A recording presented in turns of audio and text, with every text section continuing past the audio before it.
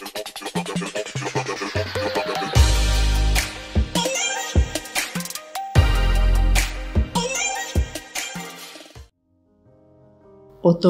thought itu kayak gimana sih Pak? Yang sering melahirkan kebencian. Catatan saya ada paling tidak 6 gaya mikir yang sering melahirkan kebencian. Yang pertama, overgeneralisasi. Melihat sebagian kecil disimpulkan untuk sebagian besar atau untuk semuanya. Melihat misalnya orang sarungan itu cenderung malas, terus kenapa? Temenku itu loh yang sarungan tiap hari kelesetan nonton TV karena dia sarungan. Terus digeneralkan semua orang sarungan itu ndak aktif, mesti malas. Itu overgeneralisasi. Bule itu baunya ndak enak. Itu mungkin kamu kebetulan jajar sama bule yang ndak mandi seminggu. Terus kamu generalisir, ndak usah punya pacar bule, baunya ndak enak. Overgeneralisasi. Santri itu deso-deso. Nah, itu mungkin karena hanya lihat 1-2 santri. Mungkin kalau lihat banyak santri ya kesimpulannya nggak deso lagi. Ya mungkin sangat deso. Itu kan namanya overgeneralisasi. Jadi dari bagian kecil disimpulkan semuanya. Yang kedua, read the thought. Itu kadang-kadang kita merasa bisa baca pikirannya orang. Oke. Jadi bisa baca pikirannya orang itu, ini orang kok sejak tadi ngelirik-ngelirik, jangan-jangan naksir aku. Itu read the thought. Jadi kayak bisa-bisa kita baca orang lain. Ini sejak tadi kok usul terus, mesti mau berontak ini. Itu read the thought. Jadi kita tidak bisa membaca apa yang ada di pikirannya orang hanya dari sedikit manifestasi fisiknya. Tapi kita merasa bisa. Ini ada sejak tadi saya ngaji kok dem-dem terus. Jangan-jangan dia tidak cocok. Padahal mungkin memang flu. Tapi kita membacanya seolah-olah kita bisa baca pikirannya orang lain. Itu loh. Ini ada orang pakai tato, kemudian keliwar-keliwar di depanku. Ini mesti dia ngincer aku ini. Itu read the thought. Sering melahirkan kebencian. Kayak kita ngerti-ngerti yang ada di pikirannya. Ini mesti orang ini ingin menghancurkan Indonesia. Mesti orang ini ingin selalu. Itu read the thought. Apa iya kita bisa? Yang ketiga, ada emotional reasoning. Emotional reasoning itu apa? Nalar emosi. Nalar emosi itu emosi yang diekspresikan dianggap mewakili realitas. Tak kasih contoh. Misalnya minum.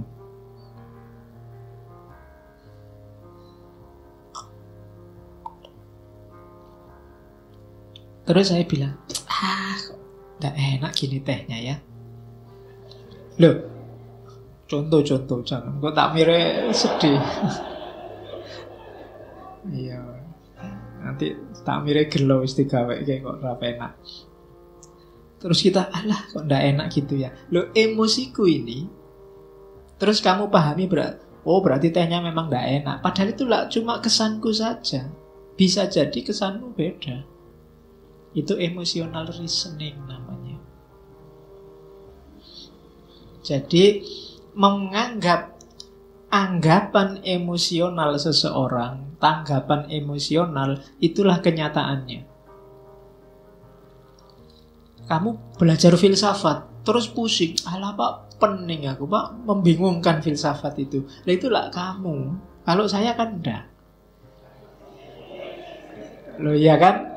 Tapi terus banyak orang anggap filsafat itu membingungkan.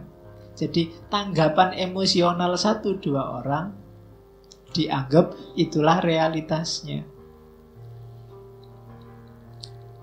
Jadi emotional reasoning namanya. Ini juga sering memicu lahirnya persepsi kebencian. Terus ada lagi namanya customization. Ini sama. Menganggap yang kecil jadi sebab. Peristiwa itu kan sebabnya banyak biasanya, tapi kita nganggap satu sebab inilah yang jadi sebabnya. Itu customization. Misalnya ada orang menganggap bahwa peradaban ilmiah Islam itu jatuh karena kritiknya Ghazali pada filsafat. Padahal kalau kita mau jeli, tidak mungkin lah hanya gara-gara 1-2 kitab peradaban ilmiah Islam sepertiga dunia ini bisa jatuh. Pasti banyak variabel yang lain. Mungkin umat Islamnya sendiri juga jadi lemah, mungkin karena kekuasaan politiknya juga ambruk, mungkin umat Islam sedang dijajah di mana-mana. Variabelnya banyak. Cuma orang cenderung kemudian melihat satu variabel saja, yaitu tulisan Ghazali. Itu namanya customization. Melihat satu sebab dari sebenarnya banyak sekali sebab dari satu peristiwa. Lahirnya terorisme itu mungkin sebenarnya sebabnya tidak tunggal. Jadi kalau mau diberantas, tidak bisa dilihat satu sisi, pokoknya orang yang jadi teroris harus dibunuhi semua. Mungkin perlu melipir, jangan-jangan sebabnya banyak. Jangan-jangan yang berangkat ke Suriah kemarin motifnya tidak melulu karena dia termakan ideologi ISIS. Mungkin ada yang karena ekonomi, mungkin karena tingkat intelektualnya rendah sehingga gampang dibohongi. Mungkin ada yang karena terpaksa ikut suaminya, mungkin ada macam-macam sebabnya. Biar tidak customization, analisisnya harus lebih holistik. Gitu. Oke, jadi itu contoh. Gagasan customization ini sering menyederhanakan persoalan, kemudian melahirkan kebencian. Terus ada lagi, mirip kayak sebelumnya, namanya maximization atau minimization. Membesar-besarkan hal kecil atau mengecil-ngecilkan hal besar. Ini sering kita lakukan. Jadi menganggap yang tidak penting terus kita anggap penting, atau yang sebenarnya sangat penting kita anggap tidak penting. Apa sih pentingnya kostum, pentingnya baju misalnya? Kok kemarin ada viral gegeran tentang mana lebih utama, batik atau jubah. Terus kita tawuran berhari-hari itu kan gara-gara bahas batik atau jubah. Itu mungkin maximization. Atau jangan-jangan kita sering juga minimization. Ini penting loh, tapi terus bagi kita tidak penting makanya terus tidak viral. Kita harus jeli. Cara berpikir ini juga sering melahirkan kebencian. Ada juga yang catastrophic thinking. Biasanya orang yang gampang panik. Catastrophic thinking itu orang yang sebenarnya itu sepele sekali, tapi bagi dia luar biasa. Orang yang katastrofik itu biasanya hal-hal kecil membuat dia panik luar biasa. Misalnya, kalau di situ tak kasih contoh, ibu-ibu itu sekarang sedang fobia kena kanker, kena apa gitu kan. Mungkin ada yang ngecek meraba dadanya, loh kok ada benjolan ini? Belum periksa, belum apa. Waduh, jangan-jangan kena kanker aku. Waduh, kena kanker berarti sebentar lagi mati aku. Waduh, tiap hari terus. Jadi sudah stres kayak orang mau mati. Itu catastrophic thinking. Tiba-tiba mungkin ya ada santri ngaji, tiba-tiba pakai cadar. Belum ada yang ini. Misalnya, mungkin karena pilek atau apa terus pakai cadar. Kamu yang agak fobia dengan itu, dulu kok ada yang pakai cadar? Wah, ini sudah disusupi garis keras ini. Oh, terus kamu gelisah luar biasa, tidak kerasan ngaji. Terus ini harus sudah mulai dibubarkan ngaji ini, sudah jadi radikal ini ngaji ini. Cuma gara-gara lihat satu teman putri yang pilek terus pakai cadar.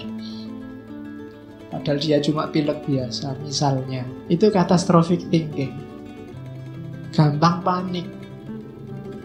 Tiba-tiba ada temanmu kos, ada kamar kosong sebelah, tiba-tiba yang nyewa kos-kosan itu orangnya jenggotnya panjang, pakai jubah. Oh, kamu panik mikir tidak karu-karuan. Jangan-jangan ini sebentar lagi ngerakit bom, terus kos-kosanku dibom misalnya.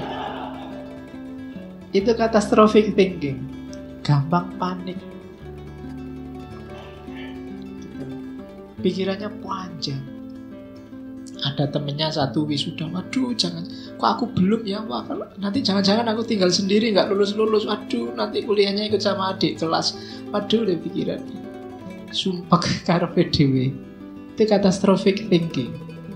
Ini juga sering melahirkan persepsi kebencian. Jadi hati-hati dengan 6 gaya mikir ini. Overgeneralisasi, read the thought, merasa bisa membaca pikirannya orang padahal ya bukan peramal,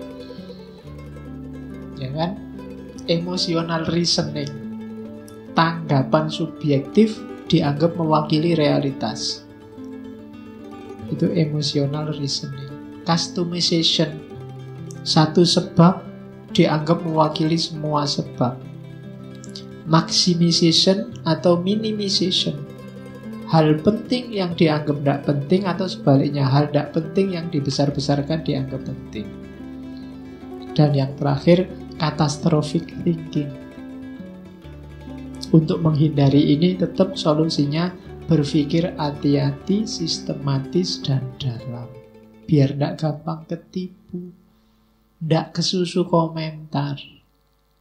Kalau ada yang masih belum jelas benar, dicermati dulu duduk persoalannya. Hari ini kita terlalu agresif komentar, sehingga masalah yang biasa jadi luar biasa, akhirnya yang penting-penting kelewatan. Umatnya nggak tambah cerdas, tambah pinter debat, ilmunya nggak tambah, kemampuan gegerannya yang tambah. Argumen sana dibawa ke sini, sini dibawa ke situ terus. Nah, maka hati-hati dengan ini. Overgeneralisasi, read the thought, emotional reasoning, customization, maximization, minimization, dan catastrophic thinking.